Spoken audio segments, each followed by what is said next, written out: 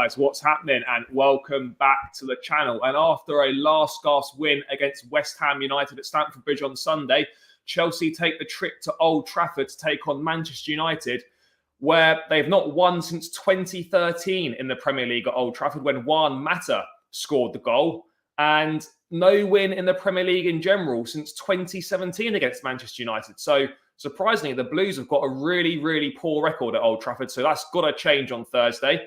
And I'm delighted to be joined by Laurenz. Mate, thank you so much for your time. As always, great to have you on board. We were just chatting before we come on. I mean, are you surprised at how poor our record is again at Old Trafford and against Manchester United in general? Yeah, because since 2013, since we last won at Old Trafford, like I just said, man, they have been shit throughout. Like the only good season they've had really was probably when they finished second under Jose and won the Europa League. That was probably their best season since. Do you know what I mean? But somehow, I mean, we were talking about it plenty over the last few days because obviously our defeat to Arsenal. Against Arsenal and United, we just somehow bottle it every time. Like, we are so far superior pretty much every season. Like, we've also finished behind them. Like, they finished second last year. Like, that's mental. And every time I watch them play, I'm like, you are dog shit. I don't understand. I don't understand how it's possible. Obviously, they're not second this year, so that's fun. But hey, let's hope we can turn it around, I guess. But like with Arsenal lost the 3 games before they played against us. They lost to who? Palace 3-0, lost to Southampton, and lost to Brighton. Lost to Brighton and as then well, beat yeah. us 4-2. And now Man United lost to what? I mean, they turned it around against Norwich, but they lost to Arsenal. Lost to Liverpool and Arsenal, yeah. Yeah, lost to Liverpool 4-0. And before that, scraped the win against Norwich. And before that, they lost as well, didn't they? Didn't they, before Norwich, lose to Everton? Yeah, they lost 1-0 at Everton, yeah. So they're in awful form, which means we're going to lose. Mate, honestly, like it's a weird one, isn't it? Because you just know that with our record being so poor, and despite how shit Man United are, they're absolutely terrible. Probably the worst Man United team, I'd say, in the 30 years that the Premier League existed. They are honestly terrible. But you just know tomorrow night as a Chelsea fan, this is actually going to be a tough game for us. It shouldn't be a difficult game, but it's gonna be tricky with our record. But having said that, our away form in the Premier League, in contrast to our home form, is actually superb. We're second in the form table, only behind Manchester City in away form. So our away form is very good in contrast to the home form. But having said that, you know, look, I think we've definitely got the quality and the capabilities of winning. Sure. But when that record's there, and you know, especially with Chelsea against teams that aren't in a good run of form, you always worry because we tend to be very charitable and gift the opposition, you know, wins, goals, or players that haven't scored in ages. I wouldn't be surprised if Maguire scored tomorrow night. It's just I guess he didn't play against Liverpool, did he? No, he didn't. But I'm not sure if that was. He didn't play against Arsenal. Arsenal, yeah, I'm not sure if that was because of the bomb threat that he received. Maybe he wasn't in the right frame of mind or whatever. But either way, it made no difference because they were still shits without him anyway. You're not going to get bombed at Old Trafford, are you? So, you know. No, I think I don't know what was going on there. But obviously, before we get into the game, I just wanted to get obviously a little bit of transfer news. We've discussed it at length on your channel as well. Rudiger officially confirmed leaving now. I don't know about you, mate, but it hit a little bit differently hearing it come from Tuchel's mouth. You know, it just I still haven't actually heard him say it, if I'm honest. I have only read the quote. Yeah, mate, he said it after the game Sunday. And it just like, you know, like you knew he was leaving, but just to hear it officially from Tuchel, kind of to get that confirmation, it was like, oh, this is not great. But now we've had a few days to digest the news. How are you feeling about Rudiger's departure at the end of the season? I don't know, bro, if I'm honest, because I'm just stuck in, I would say 2 minds, but it's more like 17 minds because there's so many like different kind of nuances to it, if you will. Because on the one hand, I'm annoyed with him for not just agreeing to that £230,000 a week offer. At the same time, I'm like, okay, he wants a signing on bonus. Why not? Who's to say he's like, that's what happens when you give players a new contract. They 9 times out of 10 get a signing on bonus. And if you let it run to where their contract could expire, then you will have to compete with clubs that would sign him on the free. And they will give him a signing on bonus. So if you want to compete with those, you will need to compete with their offers as well. But the thing that triggers me is that after what Tuchel said in a press conference, I think. Well, I only read the quote, like I said, or did I watch it? I can't even remember. But how he said it, it was like, yeah, well, we had offers, but then since then we couldn't fight anymore since the sanctions. So that said to me that we probably would have given in to his demands in the end, which makes it so frustrating that the sanctions happened, I guess, and we couldn't. And it's just like the war is awful. Awful what Putin has been doing. But it's nothing, and I mean nothing, to do with Chelsea, Rudiger, Chelsea's ability to offer Rudiger a contract. Like, it's ridiculous if you think about it. Like, it's just like, really, that's going to stop the war? Like, that's going to have any impact? But it's fine still buying gas and oil and everything. Like, that's where you draw the line. That's what triggers me so much. But on the one hand, like I said, I'm annoyed at him for turning down that contract offer. At the same time, I'm like, what I'm most annoyed about is probably that he didn't have the patience to wait.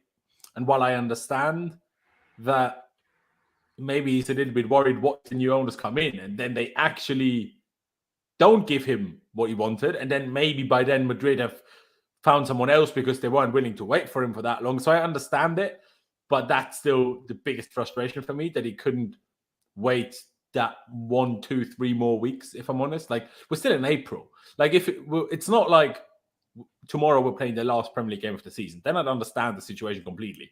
But we still have a month to go in the season. So, like, I feel like it's a bit, I feel like he could have waited a bit longer, especially because there's obviously varying reports, right? Some saying he's going to earn 300k for them, obviously in euros, but still. But some also saying he's going to earn 150k, which would be, if you convert it from euros to pounds, is more than 100k less than we've offered him. Again, we don't know if that's true. And they probably gave him a much bigger signing on bonus. Mind you, Alaba got apparently 20 million euros as a signing on bonus when he signed for them as a free agent last summer. So, but then again, like 20 million, like 10 million. 10 million was the signing on bonus that he wanted apparently, and another 10 million agent fees, which I know is steep, but we gave Ross Barkley's agent 7 million when we signed Ross Barkley. When you consider that, then you're like, well, we could have just given it to Rudiger as well, man. But there's also the trailer for, I don't know if you've seen JT commenting, I don't know if it was on Twitter or the Instagram. Yeah, that, if we just offered, say, like you said, offer him 300k, I know that's ridiculous, we wouldn't do that, but offering Rudiger the money plus the signing on bonus and the agent fee, surely that's cheaper than bringing in what we're going to have to spend minimum of 50 million pounds plus probably like between 150 and 200k on probably a 3 or 4 year contract for, say, Jules Koundé, for example. That's going to actually probably work out to be more expensive than it would be to keep Rudiger. So, like, it would be. Yeah, it probably would be. So, yeah. But I guess then, like, it would certainly be cheaper now, but would it be cheaper in the long run? That's what you don't know, I suppose, because obviously, if you sign a Koundé now, how old is he? 24 or something? Like, you would have a much longer, like, either you have him at the club for a very long time, or you have big resale value in like 4 or 5 years, right? Yeah. So, like, and that's what you don't have in Rudiger. So while right now it might be cheaper, in the long run, it's not necessarily cheaper. Yeah, I think it's a fair point. Obviously, it's disappointing. Before we move on to kind of bit of transfer strategy, potential replacements, we spoke about this in the group chat. Would you under no illusion still play him? He's back fit again. You'd play him tomorrow night, play him for the cup final, play him for the rest of the season. He's our player. He's probably our best defender. Like, I wouldn't question his commitment. Every time he's put the Chelsea shirt on, he's given 100%. So no issues with playing him for the remainder of the season? No. Yeah, play him until the cup final. And if we have top 4 secured by then, after the cup final, play somebody else, I reckon. Yeah. Obviously, if we still need to make sure we confirm top 4 after the cup final, then keep playing him. But if it's done by then, I don't need him to play the last 2 games. Maybe, I don't know, play him in the last home game as a bit of a goodbye. But does he deserve a proper goodbye? Like, flipping Lampard didn't get a proper goodbye, so doesn't Rudiger. I mean, yeah, it's a weird one with Rudiger. Like, you see on Twitter and stuff, people saying he's a legend. like legend gets thrown around so often. Rudiger's not a Chelsea legend. He's a bit of a, he's got a cult status with the fans. Everyone loves him. He's not a legend. He's been good for 18. He's been good for 18 because he's not a legend at all. But he's a fan favorite, and he's got a good. But do you think that has only changed because he's now won the Champions League twice? Because back when we won it only once, we kind of almost classed everyone that played in Munich as a legend in a way. Yeah, but now that we've done it again, we don't think of it that way anymore. If that's it's odd. I think people just throw it around so often. Look, don't get me wrong. I love Rudiger, top player, great guy. Gives it everything, and he's a fan favorite. But to suggest he's a legend is, from my opinion, is quite ridiculous. Really, like he's been an integral part to our recent success. But to suggest he's a legend is nonsense because, as I said, realistically, he's only really been good since Tuchel come in. I mean, he's not been terrible, but he's not been beforehand. He wasn't doing anything special at all. Excuse me. We say it's 18 months. It's not even 18 months. No, it's about a year, isn't it? It's like 14 months. Yeah. It's April. Tuchel joined us on the 29th or something of January last year. So basically February, March, and 15 months, but it's not long. Yeah, no, it's not long at all. But moving forwards, mate, obviously we still haven't got the new owners yet in. Frustrating.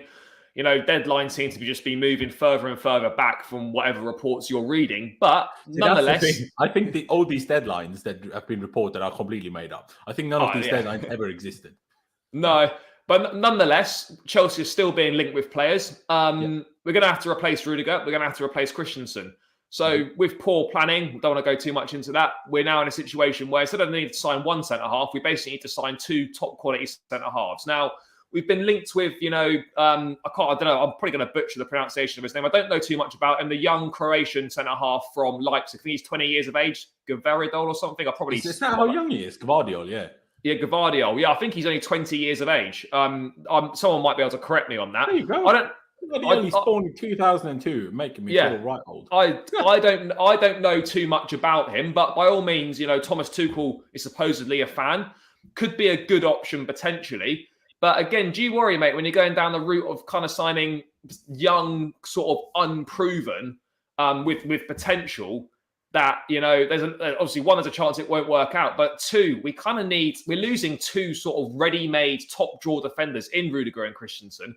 We kind of need to replace them with kind of more finished articles than a 20-year-old centre-back, for example. It's good to look at these players and maybe for squad depth, but we've also got Levi Colwill coming back, and I think he's a top player. But let's make one thing clear. I'm seeing things on Twitter. We should only be signing one centre-back because we've got Colwill coming back. I was like, Colwill, for me, is not ready to play 50, 60-game season at Chelsea. The guy's never played a minute of Premier League football. We don't actually know he's going to be any good in the Premier League. I'm not saying he won't be, but until he plays, we have no idea. So this idea that we should just sign one because Colwill is going to be the answer to the problems is nonsense, in my opinion. Like Colwill, if we get rid of Malang Sarr, Colwill should take Sarr's place in the squad. Simple as that, in my opinion. And we still need to sign two centre-backs. So, I mean, Gvaradol, 20 years of age. I mean, I'm not saying it's going to happen, but do you agree with me, mate? Do you think we need to be looking at more sort of polished centre-halves rather than sort of young and unproven? 1,000,000%. 1,000,000%. Like, I haven't seen enough of Guardiola. Main place I know him from is flipping FIFA because he's got 85 pace as a centre-back. And I don't even play FIFA anymore. I just seen this card pop about. Do you know what I mean? Like, I don't even have this FIFA because it's a shit game. So, do you know what I mean? It has been shit for years. Like, I used to love FIFA. Played my career modes, Ultimate Team, all sorts of things. But it's an awful game. So, like, yeah, I completely agree. The guy's 20. Nowhere near as good as Tomori. Probably not as good as Gueye. He may be similar to Gueye. I don't know. But, nah, absolutely not. Like you say. Like, I'm not saying they need to be 27 plus, but they need to be at least 24, I reckon. Yeah. And actually good. If we consider... Like, if he comes in somehow as a Sarr replacement and he's not that expensive, Gvaradol, fair enough. Yeah, because the thing is that, yeah. We'll have to leave it a little bit down to Tuchel. Like, if Tuchel thinks Colwill is good enough to almost take Christensen's spot in a way, then who am I to disagree with that? No, because of course. Sometimes I feel like when you watch some of the championship teams, right? I'm like, is the championship really that much worse than 90% of Premier League games that we play? Because essentially, they all just park the bus against us anyway. So, like, like sure against the Man Cities and Liverpools, maybe Arsenal's, Man United, Spurs. Sure against those he's inexperienced. But is it so different to play this season's Fulham in the Championship compared to playing, I don't know, Aston Villa, Burnley, even West Ham? Like, is it that different? Probably not. Yeah, I mean, look, don't get me wrong. I wouldn't ever question Tuchel's judgment if he thinks he's ready, but I just think it's a big risk to take when we need to be closing the gap to Liverpool and City, to think that we're losing 2 top draw centre halves and we think we can just replace them with one, and that a young lad who's never played a minute for the first team at the club is going to be the answer. So, I mean, I'm not too sure. There's a lot of rebuilding to do. I mean, another couple of names Jules Koundé is, I think, I would always say it's a dead cert, because nothing's ever a dead cert with transfers, in particular of Chelsea's transfer business. But it very much looks like he will be arriving.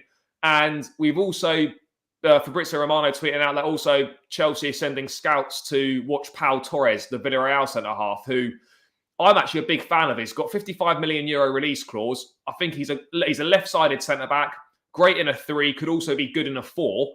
I think he's, 25 years of age, potentially, right in the correct age bracket. City are looking at him. If we don't act quickly, then we're going to miss a very good opportunity to get a very good centre half in for what in this day's market, not very expensive. How important is it that we act quickly and get him done? But the problem is that, I worry that because of these sanctions and having no new owner, we're missing out on a lot of top players. Yeah, it's a tough one because, I mean, the transfer market only opens on July 1st, like officially. Yeah. It's like officially you can't do anything before. But obviously, starting talks can happen before. We will, and then people will hate it. But if we want to beat City and Liverpool and whoever else might be interested to it, we have two things that can do that for us. Number one, have hope that he doesn't think he will start at these other 2, which might be reasonable fear for him. And he would start for us, obviously, with Rudiger leaving. And the other one is maybe we'll need to offer him stupendous wages, which makes the whole Rudiger leaving look silly then. But those are probably the 2 options. But yeah, those 2 you mentioned there, in an ideal world, those are the 2 that we sign. I mean, Koundé's 23, turns 24, I think, in like November. Pau Torres is, like you say, 25. And Pau Torres, people underestimate that. Like, he's won the Europa League. He's played he's good. He played the UEFA Super Cup against us, took us to penalties. He's in the Champions League semi-final right now. They beat Bayern Munich, man. Like, it's not like we're signing some, Villarreal. Sometimes people think of, smaller Spanish club. It's not the same as Atletico, Real Madrid, Barcelona, even Sevilla. Well, this season it sure is. Like I say, they won Europa League last year, in the Champions League final now. There's not much better. And even at the Euros last year, I thought Pau Torres was by far Spain's best defender. And there's not a lot of left-footed centre-backs out there. So, especially for a back 3, I said this in the group chat yesterday. I'm not sure if you read it, but I said this in the group chat yesterday. In the back 3, I think he's almost, for an actual Rudiger replacement, he's almost the only valid option for me. Yeah. Because name me another good left-footed centre-back. I think Colwell is left-footed, but in terms of that's somewhat proven and stuff. Name me another one. I can't think of one, other than Laporte, who plays for City already. They're all right-footed. And Alaba, obviously, but, we're not going to get him, are we? And he's not even a proper centre-back anyway. But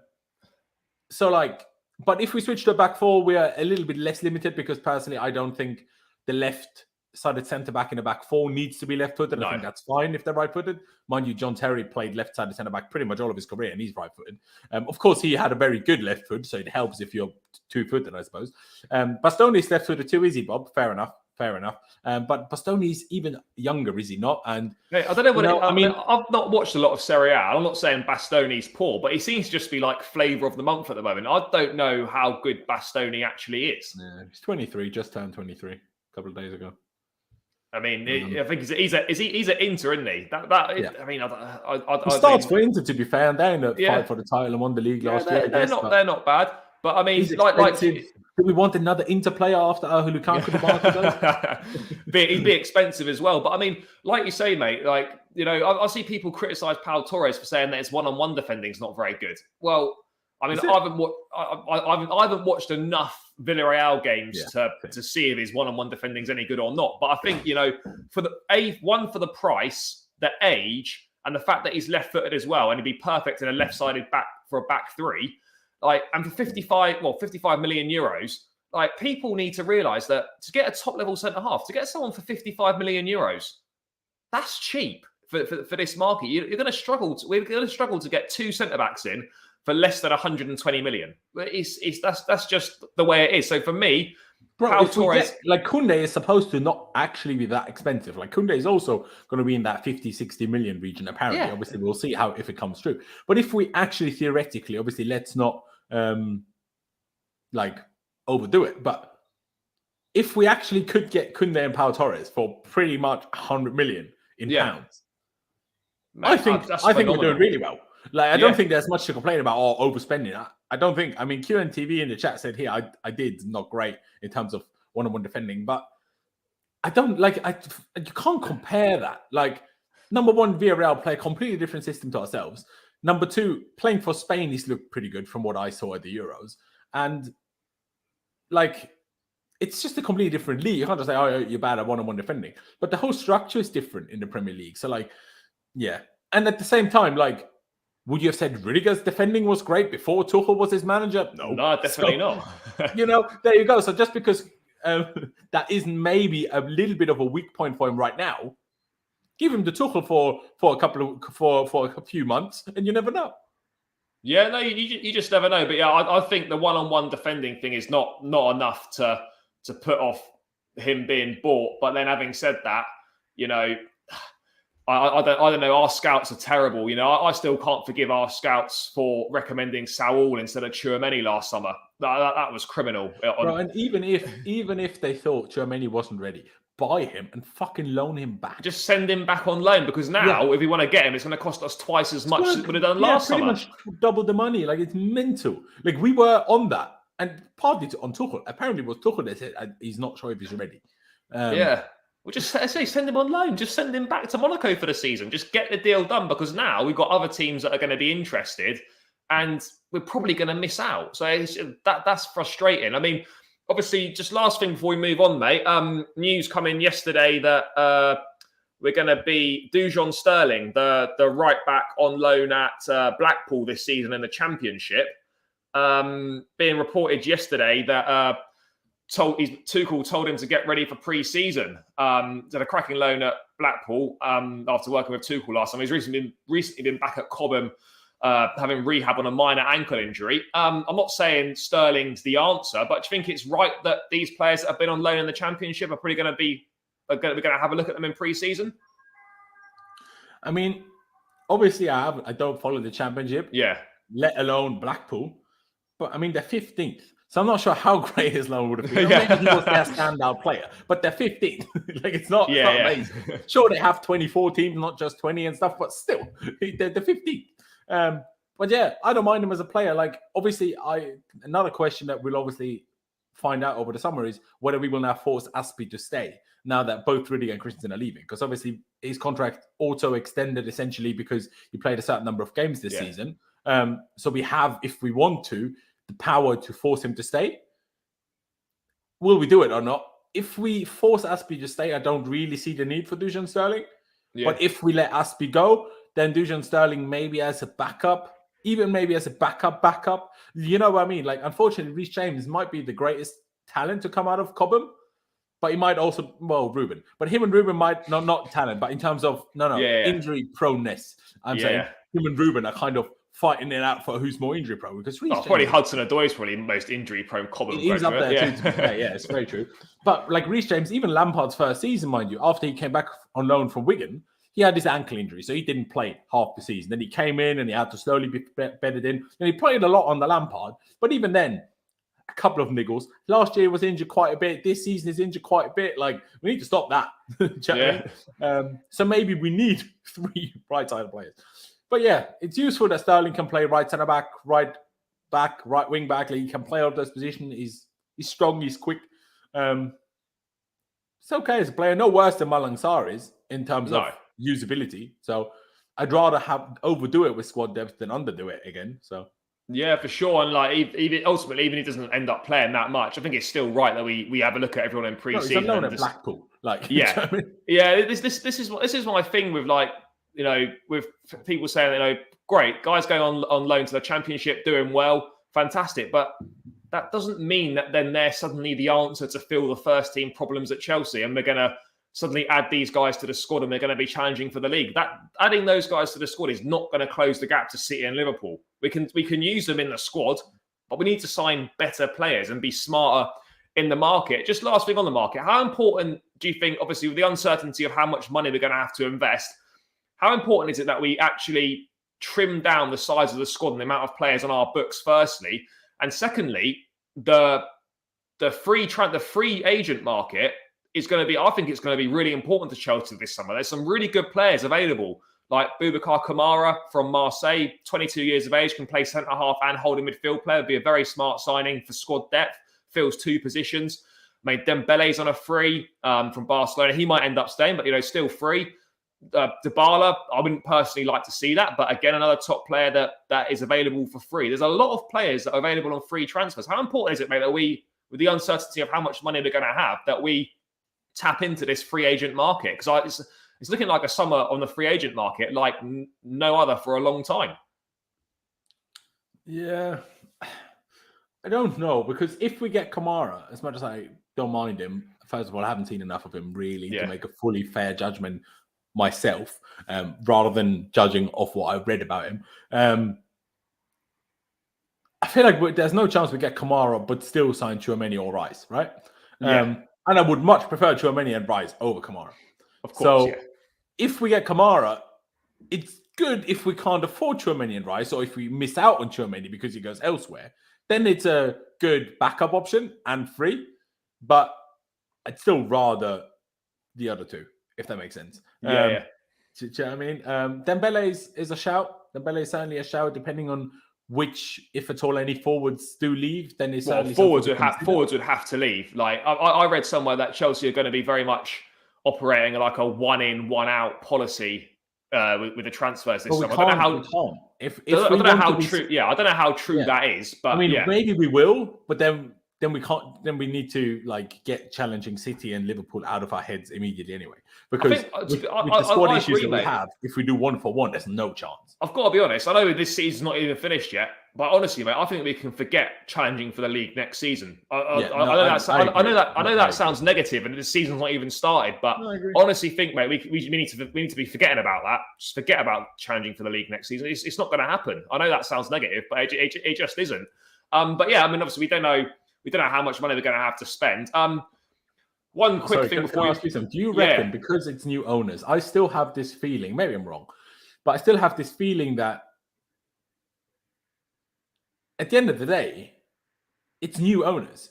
I cannot see us not spending a lot this summer. Yeah, I would say that if the new owners that play, we should be absolutely fine as well. First of all, they've lessened those restrictions. Number two, last summer we made a profit, even though we signed Lukaku. So we can't be that limited by financial fair play. I would say that if new owners come in, you would say out of any transfer window that they're going to make an impression and show the fans they mean business and spend money.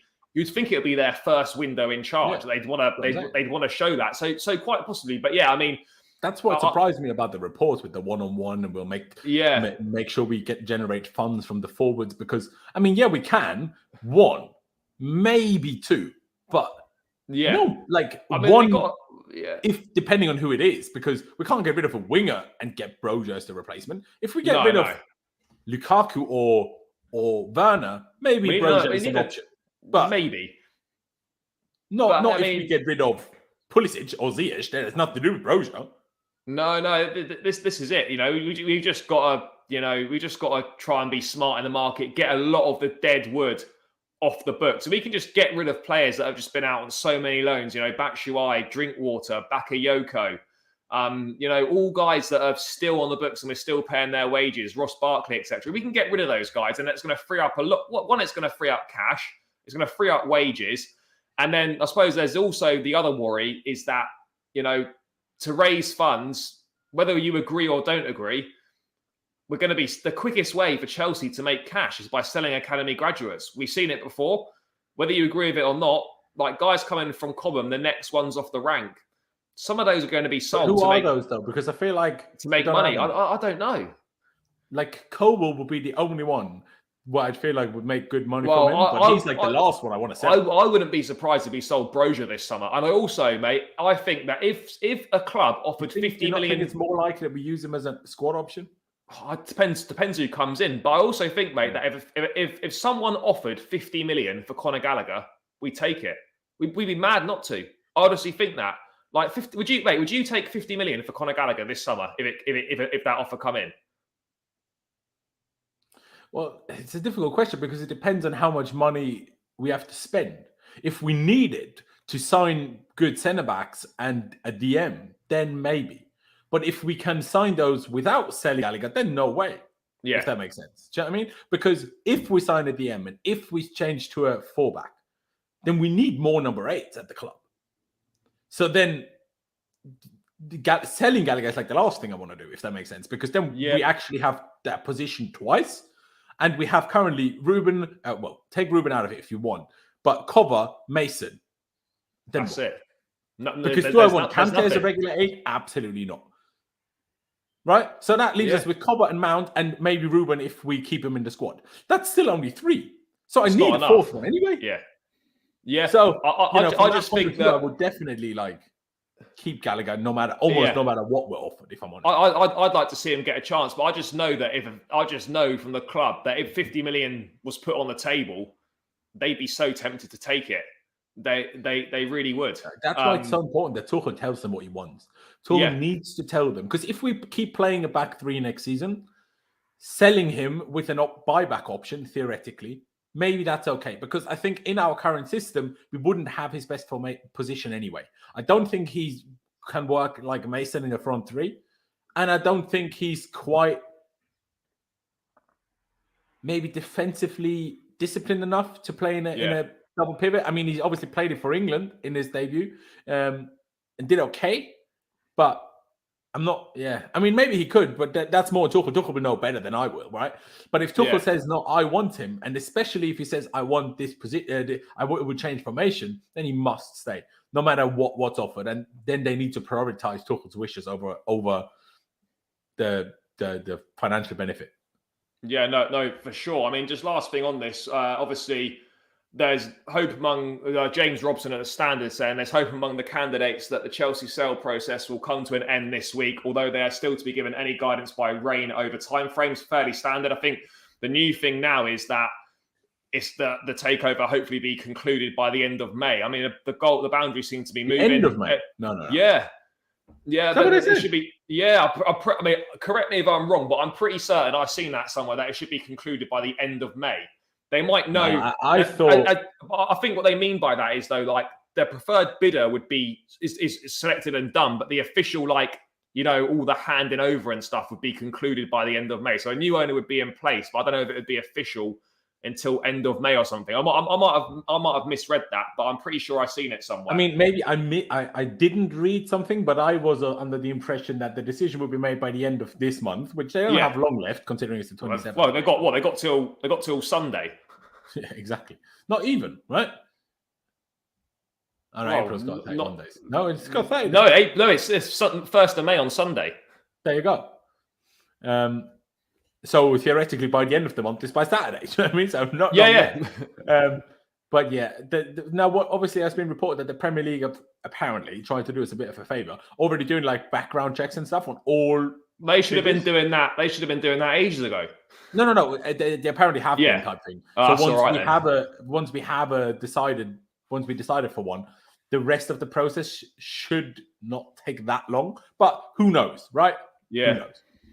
Yeah, you just never know. Hopefully some news soon. But mate, back to the game then. Obviously, we still haven't secured the top 4 yet. I think a couple wins from our next. Well, 2 more wins will definitely. Officially, we need 7 points. 7 points. Mathematically. So even if everyone else wins all their games, we need 7 more points. Yeah. I mean, we should get it. It'd be ideal just to wrap it up with 2 wins in our next 2 games. United Thursday, Everton Sunday.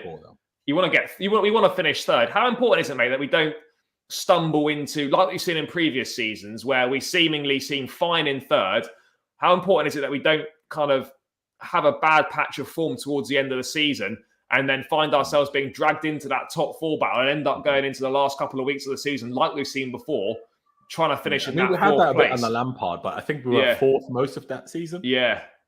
I mean, Well, I wouldn't. No, we weren't. We were top when we played Sevilla. When we beat Sevilla 4-0 away from home, we was all gassed. And then 2 months later, we were in the mud. We were shit. That was last season.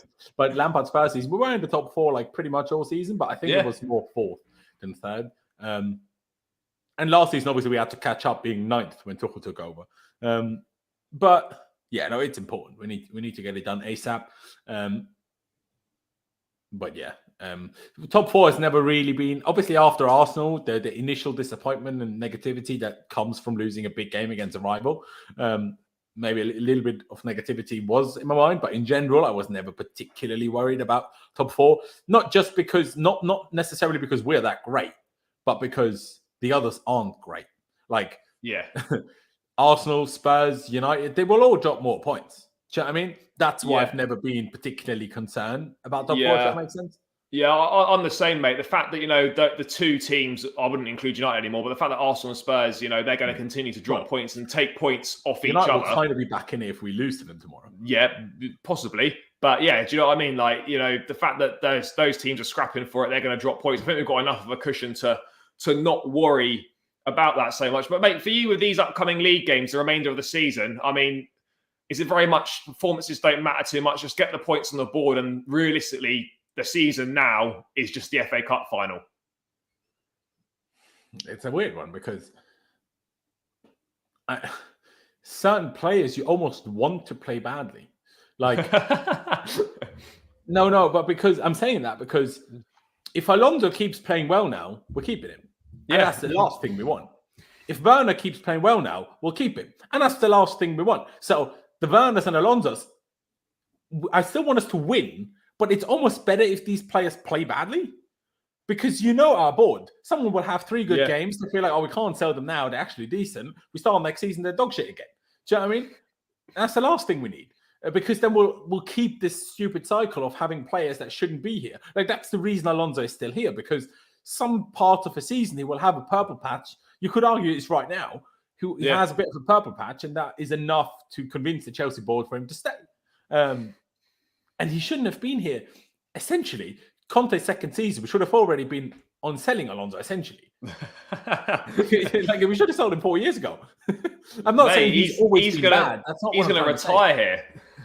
Yeah, and I respect. Like, I don't have a personal problem with Alonso at all. Obviously, his whole car thing is a bit dodgy, but which is always like it always feels a bit wrong in my heart to support him in that sense, because I'm like, if he wasn't famous and rich, he wouldn't even be allowed to be a free man, probably. Do you know what I mean? Like, if we're honest. So that's why it always feels a bit wrong. But the way he speaks about Chelsea, the way he is limited physically with pace, ability in terms of, well, more brain than footballing ability, in terms of that he's just a bit too slow to do things. Because he has a good left foot. Let's not lie to ourselves. He has a strong left foot. Yeah. He's tall as well, but he's just too slow, and he's just too slow in running, and he's too slow in his mind to be at our level of football, I think. But yeah, like I say. So at the same time, I want us to play well. I want someone like, because we need it as fans. We need it for positivity, man. Like, imagine if, theoretically, obviously unlikely, because I don't even think Pulisic will play much. But if he does and has a great end of the season, wins us the FA Cup final, and scores like a couple of goals, and then we're in a position where we're like a little bit more positive about our attackers and wingers, that would be fantastic, really. Also, I don't know if at least Kante can, like last game was pretty good. So if he can consistently be a bit better again rather than constantly be bad, also remain injury free, because that would actually, to be fair to Kante, we deemed him as this insanely injury prone player. It's been a few weeks since his last injury. Same with Pulisic. Yeah. Pulisic has been injured since autumn. So like, if these players can stay fit and play well, that's a positive. But like I say, the Malang Sarrs, the Alonsos, the Timo Werners,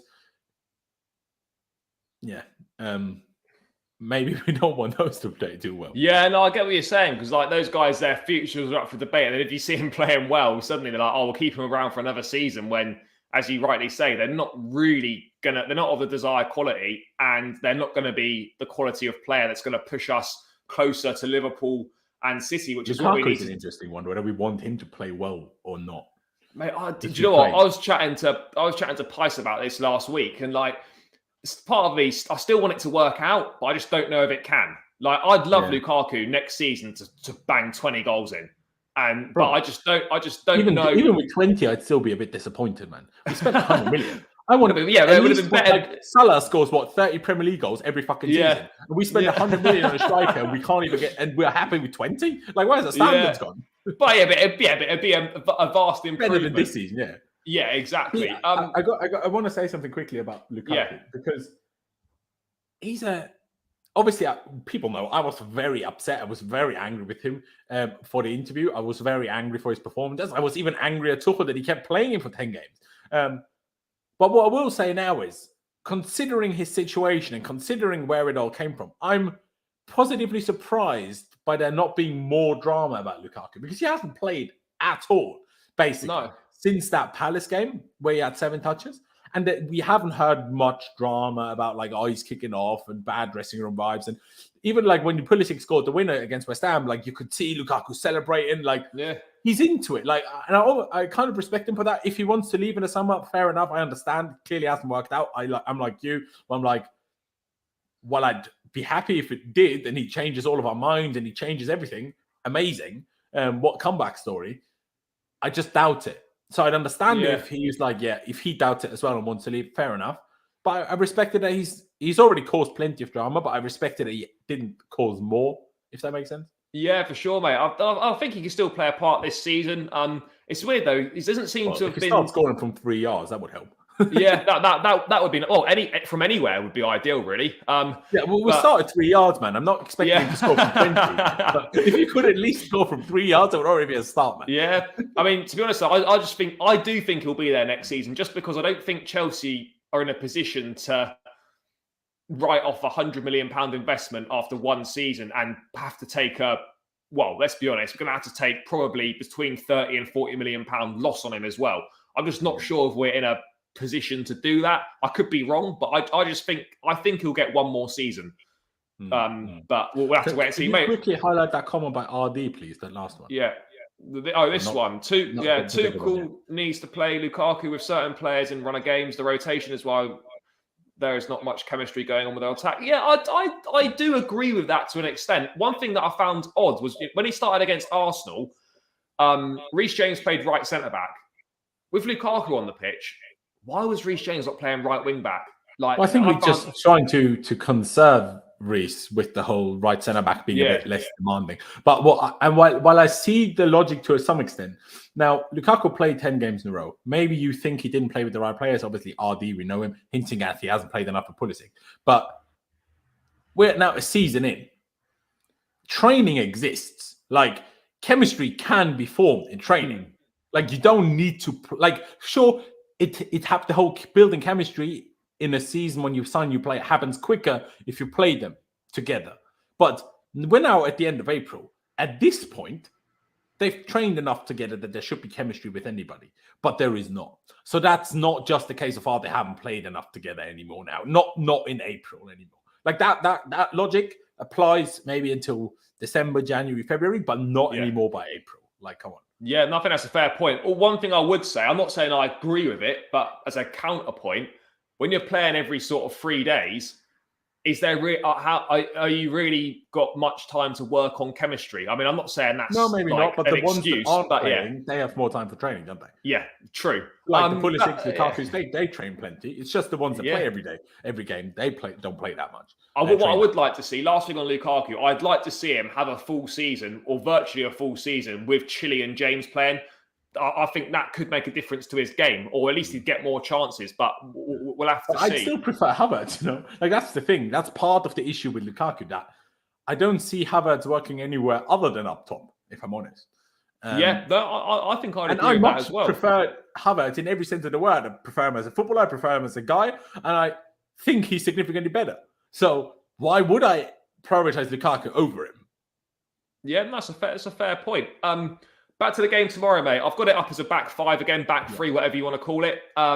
You very much expecting that formation to be rolled out? Do you think there's any case for the back four tomorrow night at all?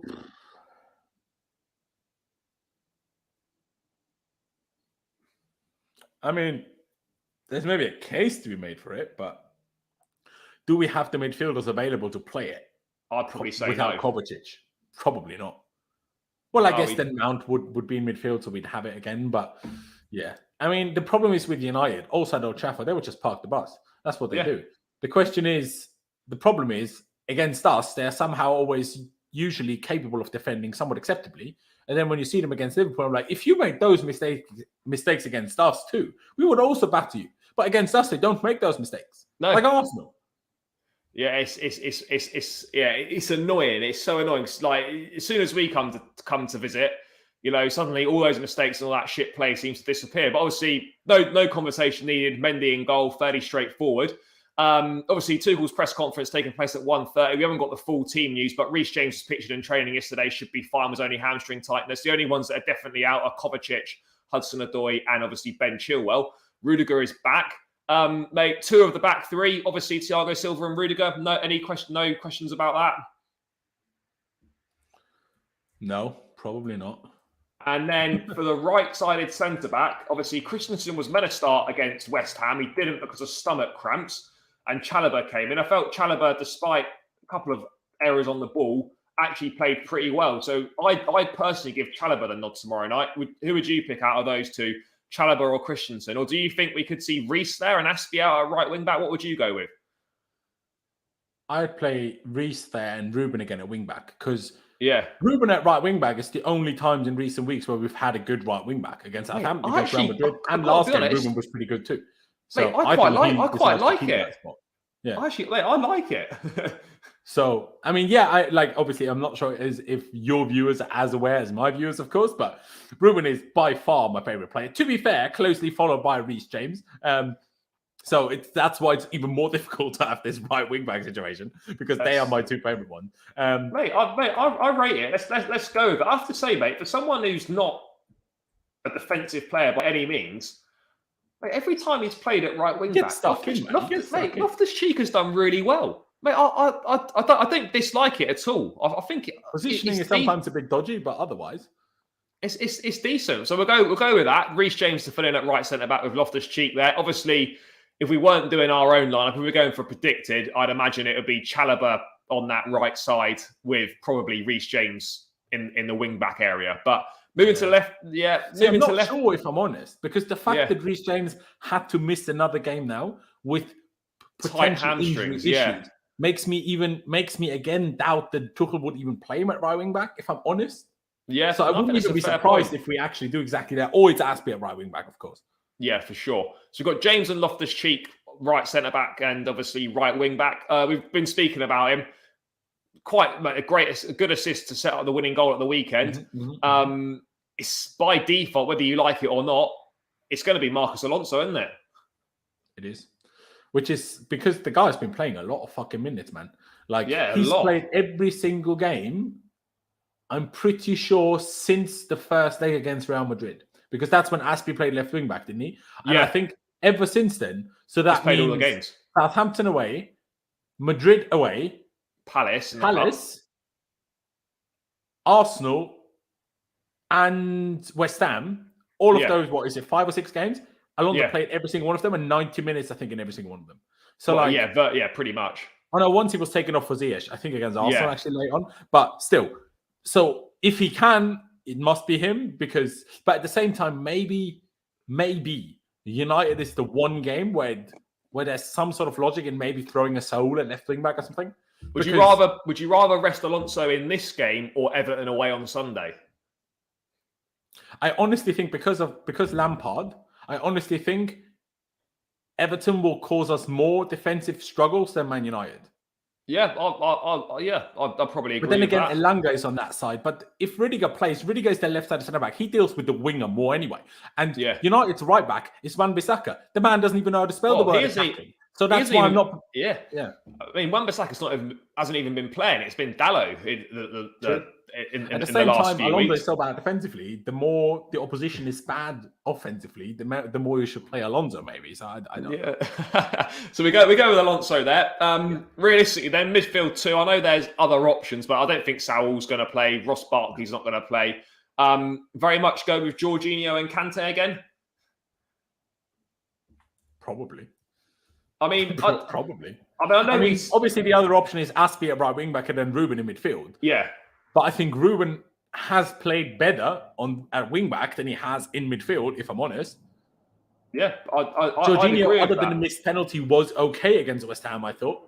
Kante was okay against West Ham, I thought, other than the really bad missed decisive pass for Werner or Havertz, where we could have scored much earlier in the game and made the whole rest of the afternoon a lot simpler for ourselves. But yeah, probably those two, if I'm honest. And then maybe against Everton, rest Jorginho, because Everton's only way of doing anything against us is high intensity, and maybe that's when we don't want Georgie. But I actually feel a bit bad about slating Jorginho for after the West Ham game, because having looked back on it, he actually played pretty well. All he did that was bad was he missed a penalty. And this thing where players are coming out after games and apologising for missing penalties has got to stop. It's ridiculous. Has he done that? Yeah, he apologised for it. But see, at the same time, I'm like, I agree with you that they shouldn't have to, but if they feel like this is something I want to do, I want to apologise because I feel bad, then it's okay. Like, I just don't, I don't think they should feel pressured into it. No. But if that's what they want to do, then I appreciate it in a way. I mean, it's a strange one. Like, you don't. If someone has a shit game, they don't come out and apologise. But if you miss a penalty, despite playing well, there seems to be a need for an apology. I don't know, but yeah, I agree with you, mate. I'd go with these two with Ruben at right wing back. I actually think that the balance and the setup is not too bad like that.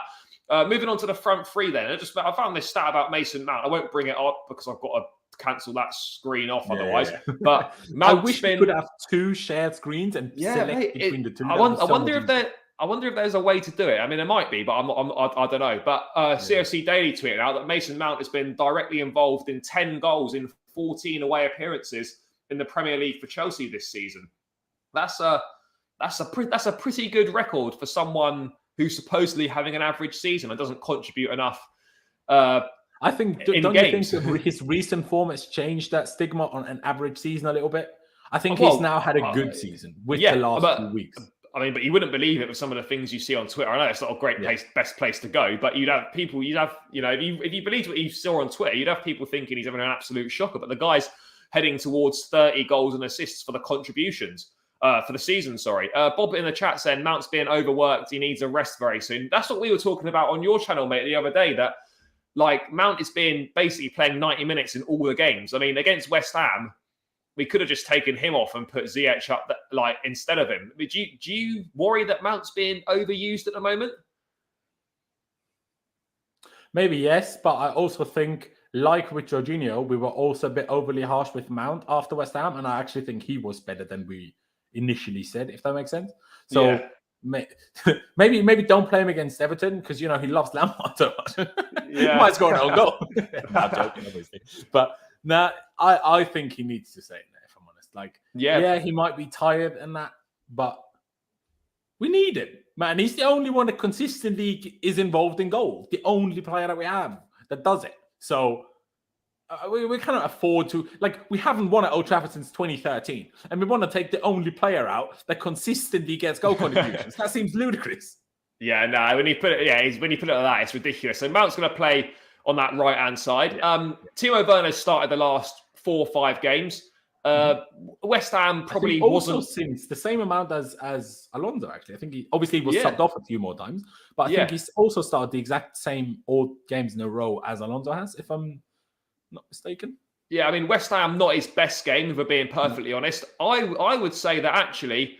But a bit unlucky as well with some of his finishes. A little bit. But I for me, I think it's time to, whatever you want to phrase you want to use, drop him, rotate him, or whatever however you want to word it. I'll be going Christian Pulisic on this left-hand side. I just think the impact of the bench, I think try something different. Yeah. I think you need to reward things like getting the last-second win or last-minute winner. In a game where we struggled so much to get goals. I think you need to reward things like that. Also, I guess Everton will park it as well, but Everton are a lot less disciplined.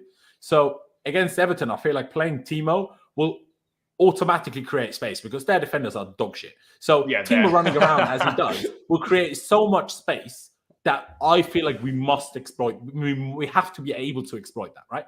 While against United, I feel like they'll be so static that I'm not sure how much of a benefit Timo Werner can be. At the same time, Old Trafford is a much bigger pitch than Stamford Bridge. So, like, in that sense, Timo's pace movement can be useful.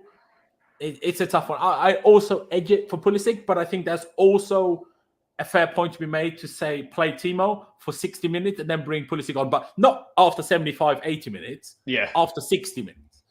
Because maybe Timo's runs can also make the United defenders a bit tired and therefore their concentration drops towards the end. And then Pulisic's clinicalness can be useful. While maybe the other way around is Pulisic moves a bit less, making the opposition less tired. And then Timo comes on and it doesn't do anything. So there is also a case to be made to start Werner again and bring Pulisic on and give him half an hour. But I think Pulisic needs to be rewarded for getting that win, I reckon. Yeah, 100%. I mean, I do agree with you on the size of the Old Trafford pitch. It might actually suit Werner, but I would go with. Goodison is probably more the size of our pitch, is it not? Yeah, similar. I'd say I'd be going the nod with Pulisic. I mean, Bob's saying that apparently Sancho and Pogba are out for tomorrow. I know Pogba's out for the rest of the. Pogba's definitely out. I haven't heard anything on Sancho, so I mean, I'm not saying that's been made up. It doesn't make a fucking difference. If we don't make mistakes, they don't score. And if we, unless Ronaldo scores, Ronaldo's a bit different. But the other ones, they only score if we make mistakes. And then it doesn't matter which one of their players play. If we make big enough mistakes. Like last time we played against United and drew 1-1, that mistake by Jorginho, if we make that kind of mistake again, it doesn't matter who United play, they will get a goal.